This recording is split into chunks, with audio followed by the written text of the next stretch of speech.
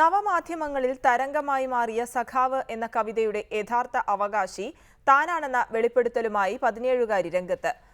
പാലക്കാട് ചെർപ്പുളശ്ശേരി സ്വദേശിയായ പ്രതീക്ഷ ശിവദാസാണ് 2013-ൽ SFI മുഖമാസികയ്ക്ക് അയച്ച കവിത മോഷ്ടിക്കപ്പെട്ടെന്ന പരാതിയുമായി രംഗത്തെത്തിയത്. കവിതയുടെ രചയിതാവ് താനാണെന്ന് തുറന്നു പറഞ്ഞ പെൺകുട്ടിക്കെതിരെ വലിയ ആക്ഷേപങ്ങളാണ് ഫേസ്ബുക്ക് ഉൾപ്പെടെയുള്ള നവമാധ്യമങ്ങളിൽ ഒരു വിഭാഗം ഉയർത്തുന്നത്.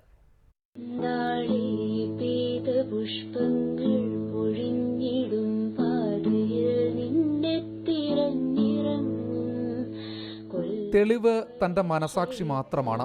ഒരു കവിതയുടെ പേരിൽ കള്ളം പറയേണ്ട കാര്യം തനിക്കില്ല. നവമാധ്യമങ്ങളിൽ വൈറലായ സഖാവിന്റെ യഥാർത്ഥ അവകാശി താൻ തന്നെയാണെന്ന പ്രതീക്ഷ അവകാശപ്പെടുന്നു. 2013-ൽ കവിത കുത്തിക്കുറിച്ച് SFI മുഖമാസികയായ സ്റ്റുഡന്റിന് അയച്ചു നൽകുമ്പോൾ പ്രായം വെറും 13 മാത്രമായിരുന്നു പ്രതീക്ഷയ്ക്ക്. പക്ഷേ അന്നത് അച്ചടിച്ചു വന്നില്ല. പിന്നീട് 2015-ലാണ് ഒരു പുരുഷന്റെ ശബ്ദത്തിൽ താൻ എഴുതിയ വരികൾ വീണ്ടും കേൾക്കുന്നതെന്ന് പ്രതീക്ഷ പറയുന്നു. ആര്യദയാലിന്റെ മധുരമുള്ള ഈണത്തിൽ തന്റെ കവിത കേട്ടപ്പോൾ അതിന്റെ കൂടെ ചെറിയ ചില വരികൾ കൂടി കൂട്ടിച്ചേർത്തിരുന്നു. കവിതയുടെ രചയിതാവ് താനാണെന്ന് അവകാശപ്പെട്ട് മാധ്യമങ്ങളിൽ പ്രത്യക്ഷപ്പെട്ട സാമിനെ ഫോണിൽ ബന്ധപ്പെടാൻ ശ്രമിച്ചെങ്കിലും അദ്ദേഹം ഫോണെടുത്തില്ലെന്ന് പ്രതീക്ഷ പറഞ്ഞു. പ്രതീക്ഷ എന്ന വ്യക്തി ഈ ലോകത്തിൽ ജീവിച്ചിരിക്കുന്നു എന്ന് സാമിനെ അറിയിക്കുക. ഇതിന്റെ പേരിൽ നമ്പർ സംഘടിപ്പിച്ച് ഞാൻ 3 ദിവസം തുടർച്ചയായി വിളിച്ചപ്പോഴും സാം എടുത്തില്ല. പിന്നീടാണ് തുറന്ന കത്ത് ഫേസ്ബുക്കിലിട്ടത്.